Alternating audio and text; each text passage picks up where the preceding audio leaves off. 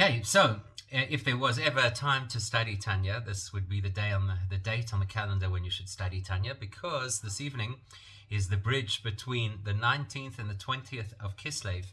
In Hasidic circles, in Chabad circles, we actually say Good Yom Tov at this point. And not only do we say Good Yom Tov, but we say that, please God, this should become a new start for us. It's like a Rosh Hashanah, a beginning of new depth of our studies, and that we should all engage in the study of Hasidis in a whole new way and a whole new level of understanding. So it's a very special date, and it is a date that is directly associated with the learning of Tanya, because today's date represents when these teachings went mainstream. So if you're learning Tanya, you could literally say that it's thanks to the occasion of the 19th and 20th of Kislev, directly associated with the release of the Alter Rebbe, the first Chabad Rebbe, from Tsarist prison. Whole story, very fascinating story. It's a story beyond the scope of what we're going to speak about this evening. But what we do need to focus on this evening is, how does Hashem become accessible to us? So I'll tell you this much by way of introduction.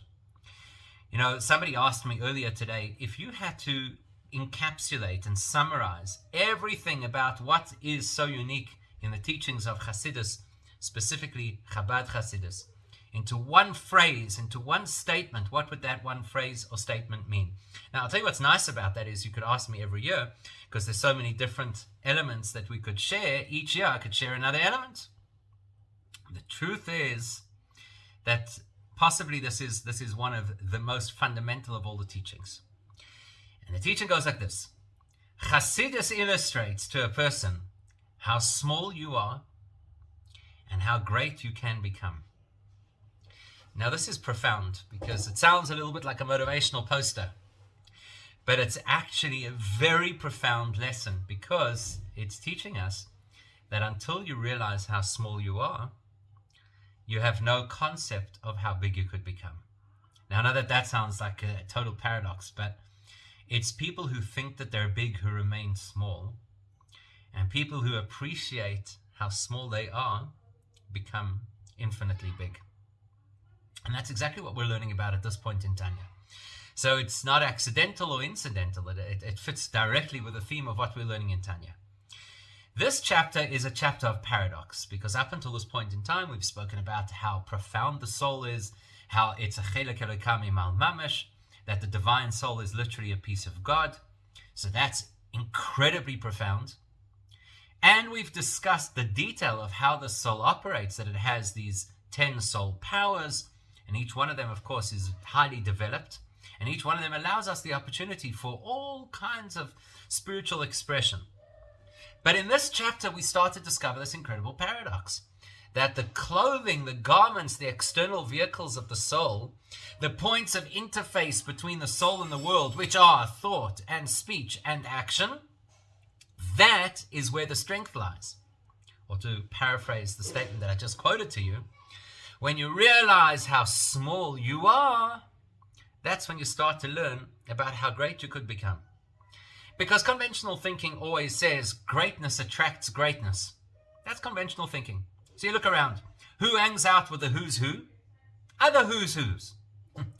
It's this impenetrable circle of people who consider themselves great. People who take themselves very seriously. And if you don't quite fit the mold, you don't get in.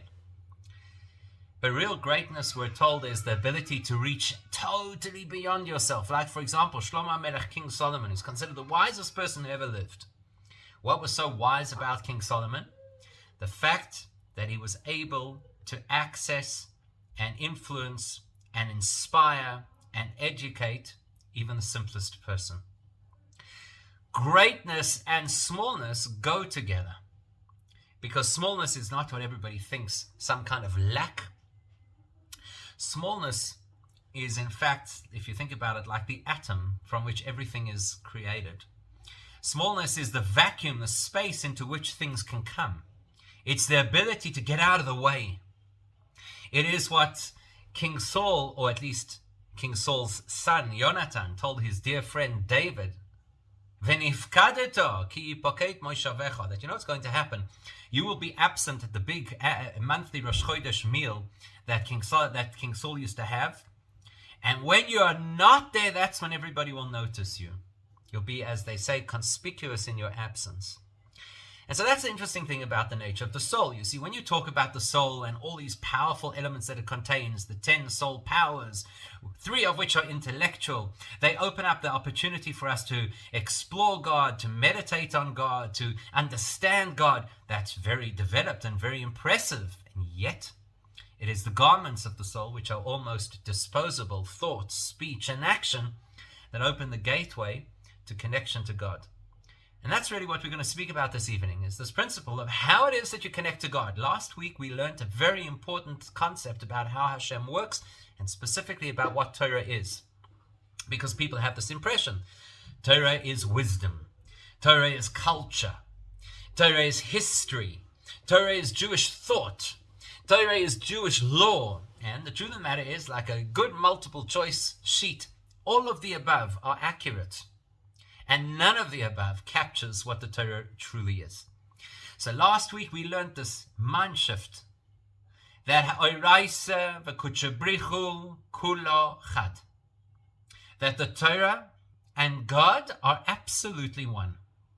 That means to say, it's not just simply Hashem's view or wisdom or opinion. It is God. The Torah is God in book form.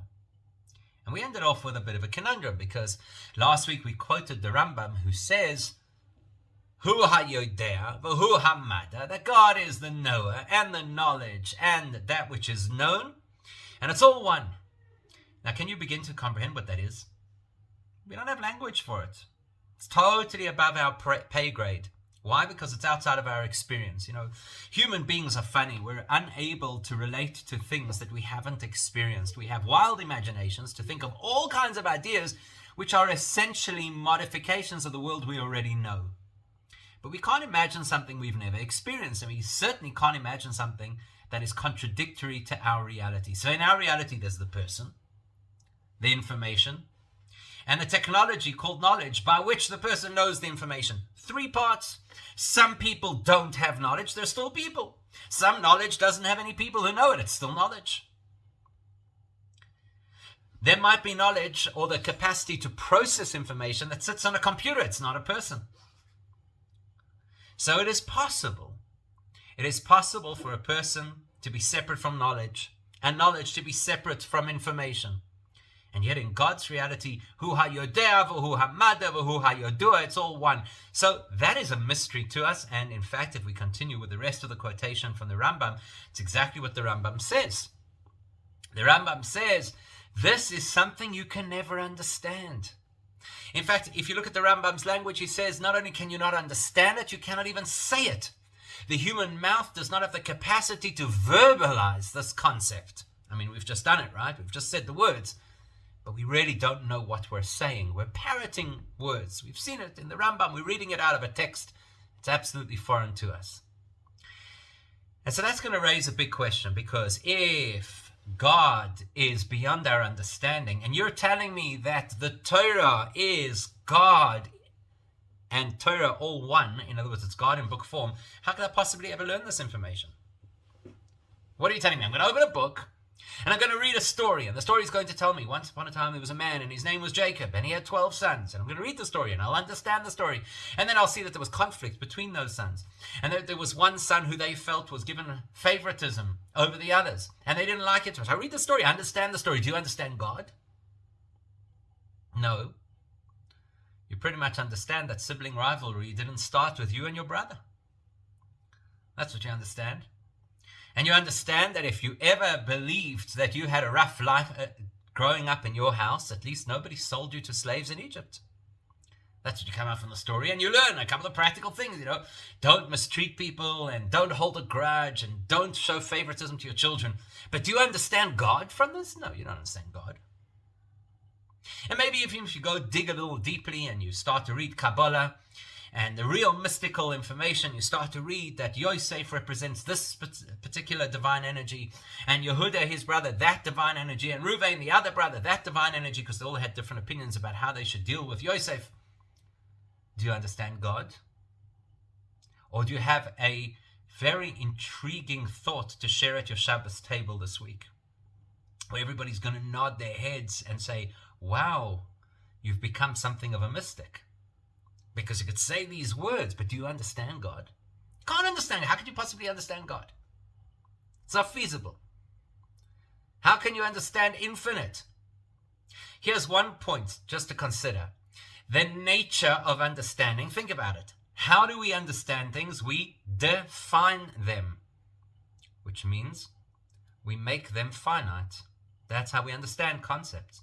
So there's a concept that is outside of my knowledge, which means that for me it has no boundaries, no definition, no insight, and I take that information and I define it. That's how I understand it. Oh, now I know what you're talking about. You've given me parameters, you've given me language, you've given me definitions. I got it.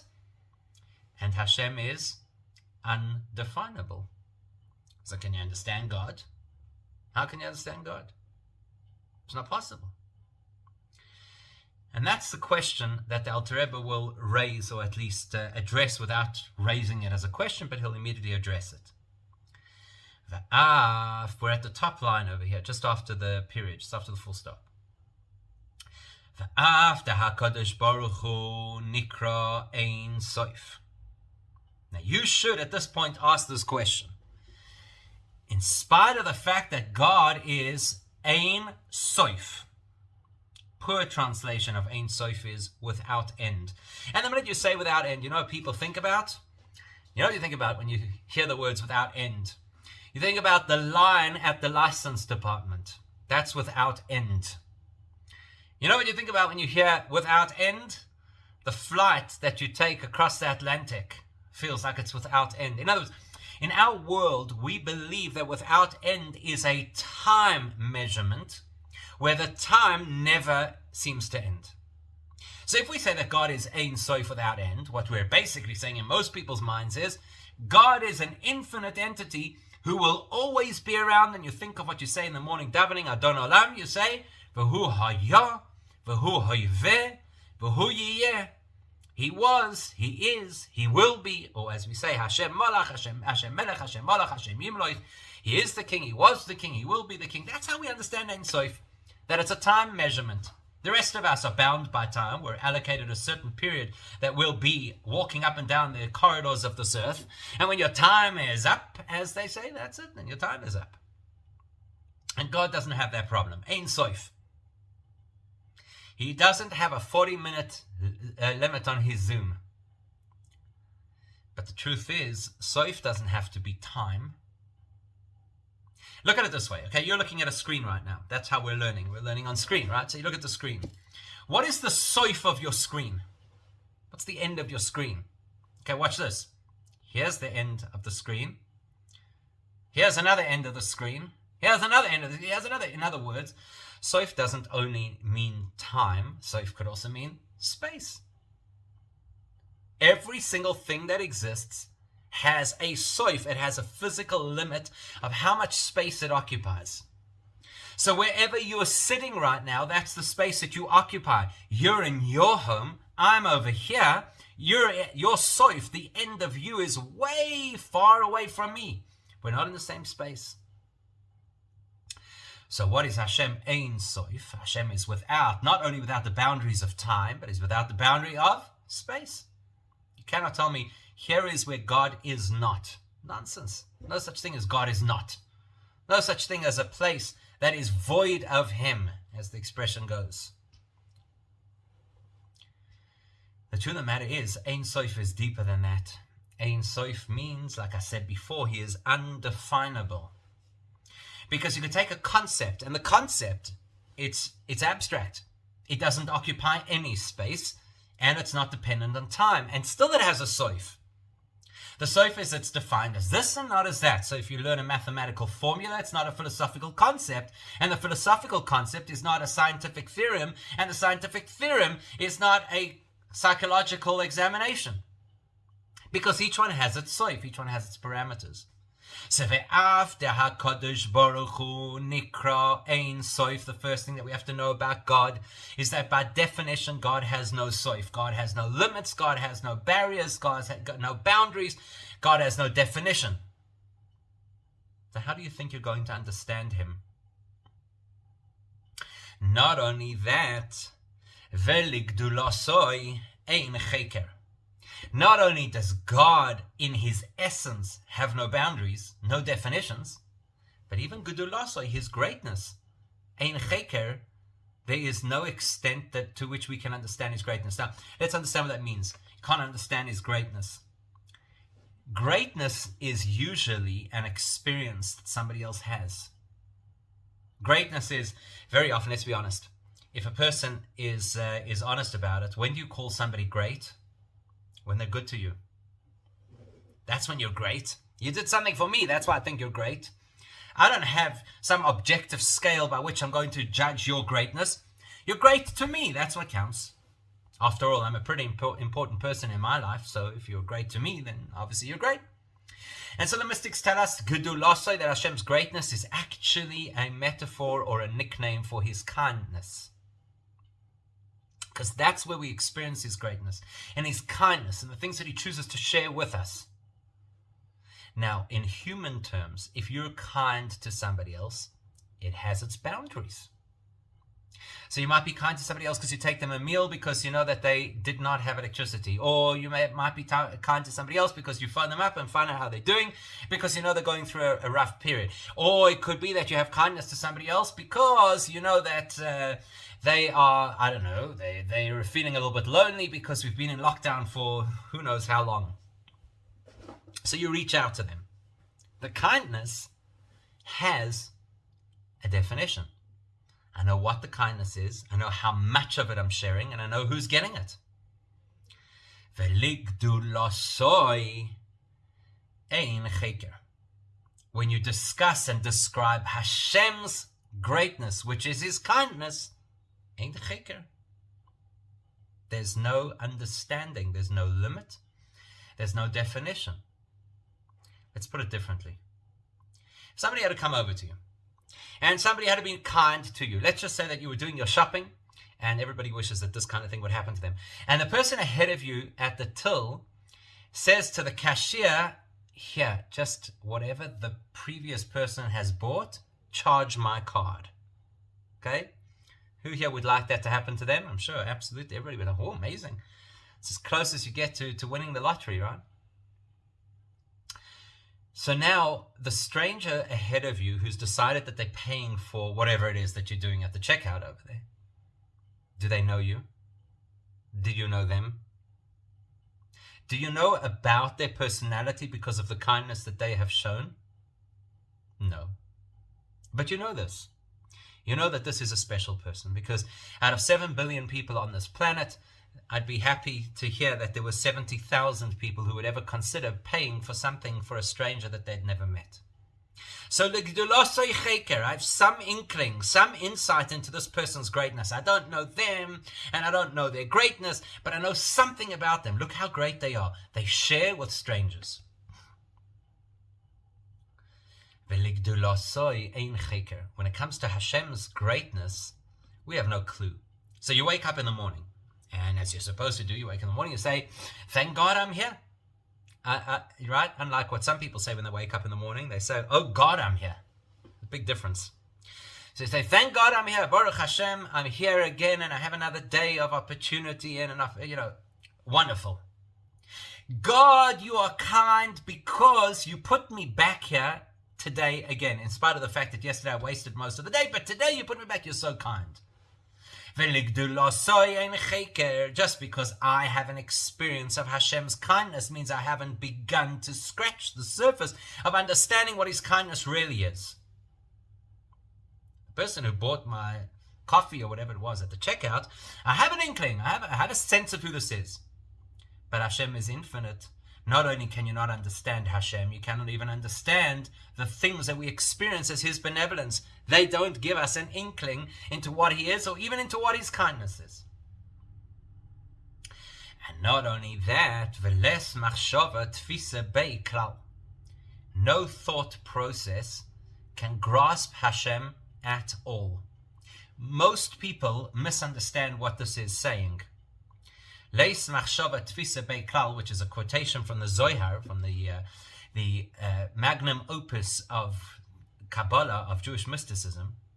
Most people misunderstand it. Say, Leis machshava tfisa beklal, mean none of us can ever grasp God. Because you know what happens? We always think maybe there's somebody out there who's smarter than me, and maybe the person who's smarter than me can actually can chap it. Maybe they can understand God.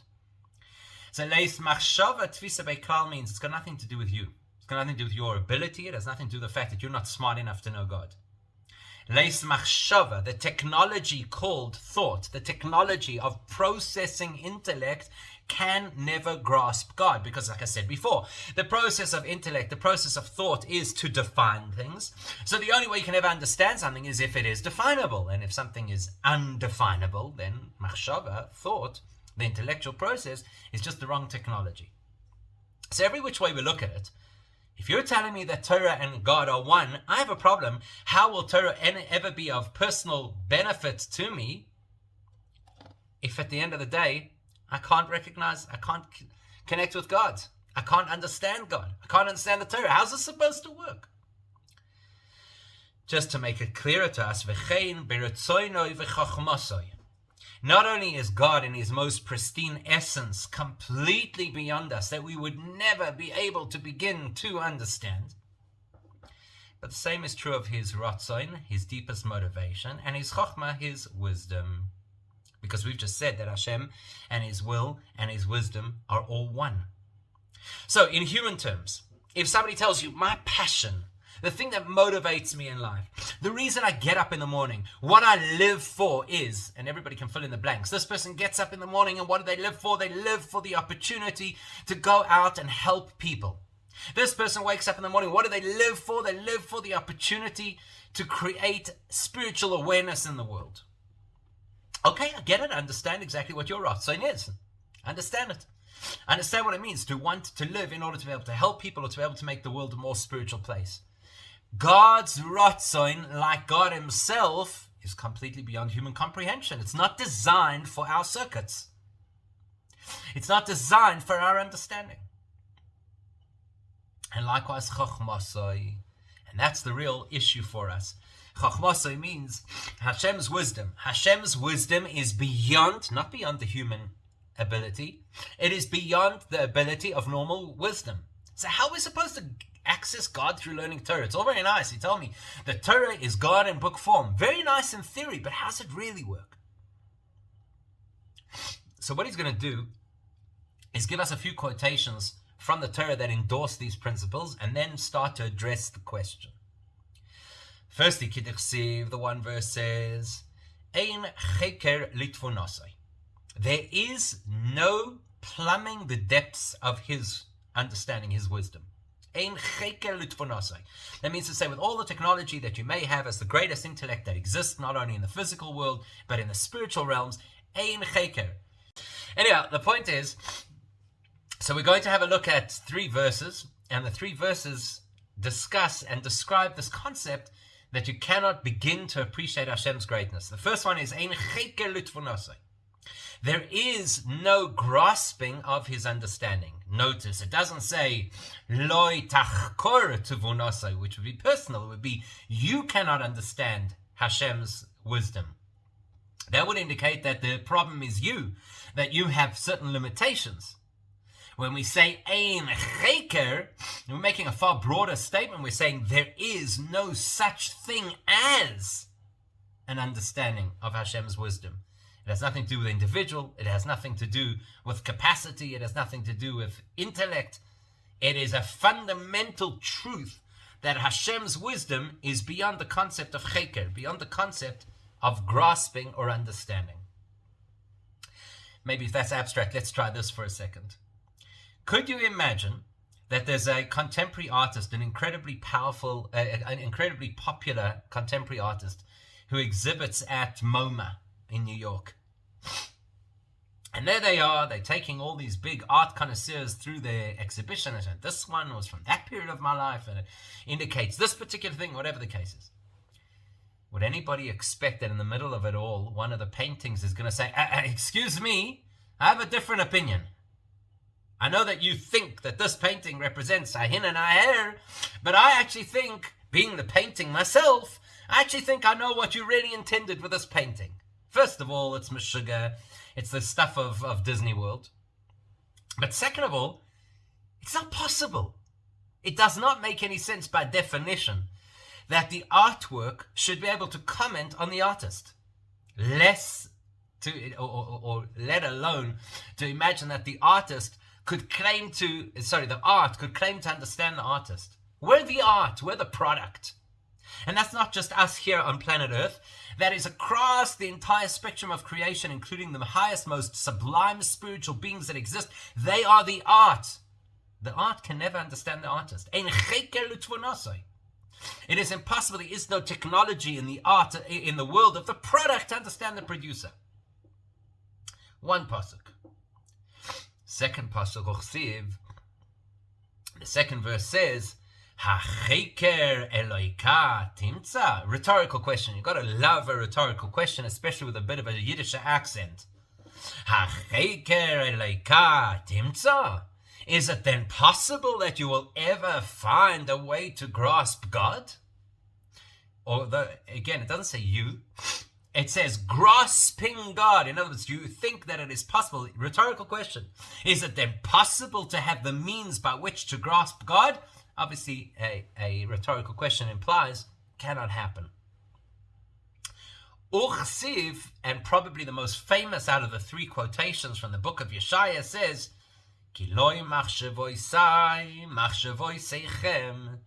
God says, my thoughts are not your thoughts. Most people understand that to mean you don't understand what I'm thinking.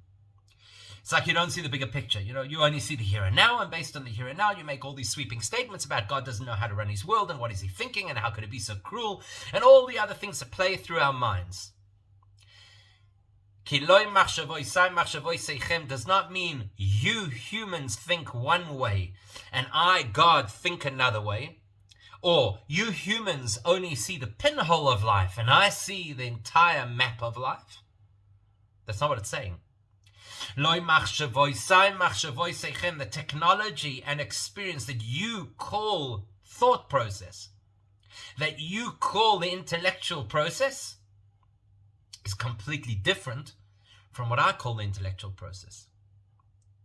Your intellectual process is step by step. First you understand this, then you understand the next thing, and you build slowly over the course of time until you start to form a picture in your mind intellectually of what this particular topic is all about. And the way that you process is things have to make rational sense and they have to be defined, because until you have that definition, you cannot understand what you're talking about. Hashem says, my thought process is nothing like your thought process. My thought process doesn't rely on the step-by-step approach. I see everything at once. The step-by-step approach is usually that you approach from the outside and you make your way deeper and deeper into the topic. Hashem says, in my reality, I don't have that issue. In my reality, I don't start from the outside. I see the topic from its essence, right from the start. I know it intimately right from the start. And I don't have to define anything for that reason, because I know it in the deepest fashion. Like, for example, how do you know that you're alive right now? Now, it's a funny question, because until I asked that question, you didn't think about it, right? Nobody was sitting over here in the middle of the Tanya Shira thinking, oh, hang on a second, am I alive? I mean, it could happen, sometimes in a Shira, and it is really that dull that you could start to wonder if you're still alive. That is possible. But by and large, the average person doesn't stop to think, oh, am I alive? Why did I have to draw our attention to it? Because it's so inherent and it's so intimate and it's such a clear knowledge. It's not knowledge with your brain. It's not knowledge through intellect. It's a fundamental knowledge. I know that I'm alive. With every fiber of my being, I don't know it in my head. I know it with everything. That's how God knows everything that exists. Not through the step-by-step process of knowledge, fundamentally with every fiber of his, so to speak, being, because it's part of him. So now, if the Torah is supposed to be God's intellectual process, and God's intellectual process is infinitely beyond ours, how can we learn Torah? Or more correctly, how can we use Torah as a means of connecting to God? Or to put it into very, very simple language, If God presents in the Torah a quantum of insight and information that is infinite, and I am not infinite, how can I get the value? Because whatever I get is just going to be a little atomic piece. Where's the value? So how could we connect to God? It sounds like an impossible journey, an impossible expectation. How can you and I, human beings who might spend 1,000 lifetimes on this earth, and each lifetime we might progress 1,000 steps of spirituality, at the end of the day, it will still only be a finite degree of progress. And Hashem is infinite. How do you get there? How can you possibly ever reach him? And if he tells us that the Torah is him in book form, how can you ever really get what the Torah has to say? You're going to open up the Torah and you're going to learn a story and a practical law about how you're supposed to light Shabbos candles and what you're supposed to do on Hanukkah. But how are you going to connect to God's essence? And the answer to that is that the greatness of Hasidis is to teach us how small a human being is, and in spite of that, how great we could become. Because as long as you think that the human being is great, then the only greatness you could achieve is what humans could achieve, which is finite. As soon as you're willing to acknowledge that the human being is fundamentally small and finite, and therefore the only way to gain access to God, who is fundamentally infinite, is going to be up to him, not up to you, then you have language. Then you have a process that you could follow. So at this point in time, we have to know that the process of connection to Hashem through the Torah, which is this incredibly profound type of connection, is all about what Hashem gives us. That's why the Torah was given at Sinai. It wasn't discovered through the homework of a whole lot of brilliant scholars who one day came up with these grand ideas. Matan Torah. God gave it to us. That's pivotal information. It's what distinguishes us from all other philosophies. It's the reason that the Hanukkah story happened, because the Greeks, who at that time were the kings of philosophy and science, couldn't stand the fact that Jews said, yes, but our philosophy wasn't made by people. It was a gift from God. And we just weren't talking the same language. And when you're not talking the same language, you're going to land up in some degree of conflict. Kati's question is, what about prayer? Prayer is a way to talk to God. So it's one of the brilliant concepts about Judaism, is that prayer has what Torah lacks, and Torah has what prayer lacks. So Torah has God's input to us, but then it's all about what God gives us, and we've got to try and unpack it. Whereas prayer is the value of what we do, even though it's not nearly as powerful, and yet Hashem allows our prayers to have power. Okay, subject for another conversation. We'll discuss it later on in Tanya as well. But it's a very interesting topic in its own right. For now, we're focused on Torah. And what we have to know is this. Hine al ze amru, about this conundrum. How could infinite God put himself into the Torah and make himself accessible to us through those stories, those biblical stories, through those nuances of halacha that ask the question about what angle your tefillin have to stay on your head, about the story of the ox that's running across the road and kicks a pebble that smashes somebody else's jar. How does that connect you to God? In al ze amru, it's about exactly that our sages taught the following. In the environment within which you find Hashem's greatness,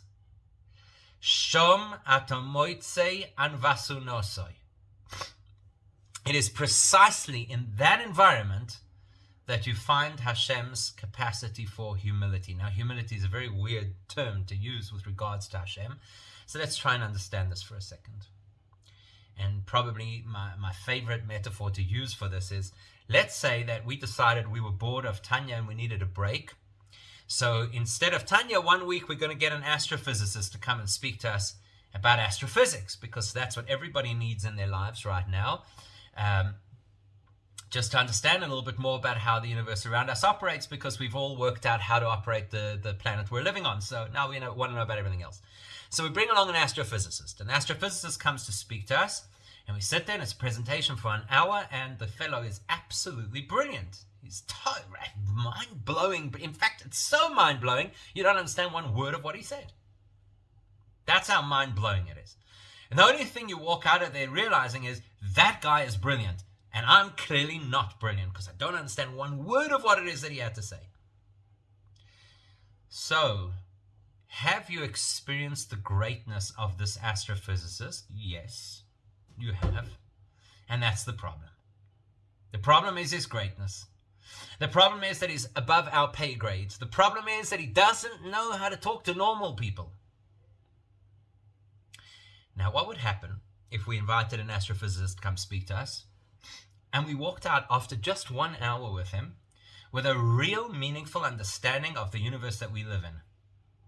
Something that totally shifts our perspective, because we never knew these things. We never studied these things. And now this person comes along and blows our mind in such a way that you walk out and say, aha, now I get it. So, which of the two astrophysicists is greater? Because they're both brilliant, clearly. The one is so brilliant that he leaves us gobsmacked, and the other one is so brilliant that he leaves us enriched. So which one is greater? In the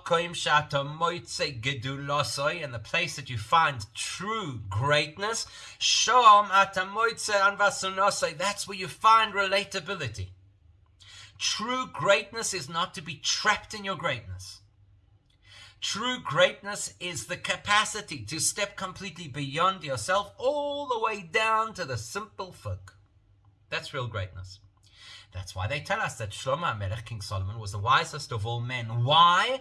Not because there was some council of wise men and Shlomo HaMelech presided over that council and he was smarter than all of them, but because Shlomo HaMelech, we're told, could give 3,000 different metaphors for any given concept, which effectively means he could speak to 3,000 different kinds of audience at 3,000 different kinds of intellectual level and knowledge base, and to each of them he could be meaningful.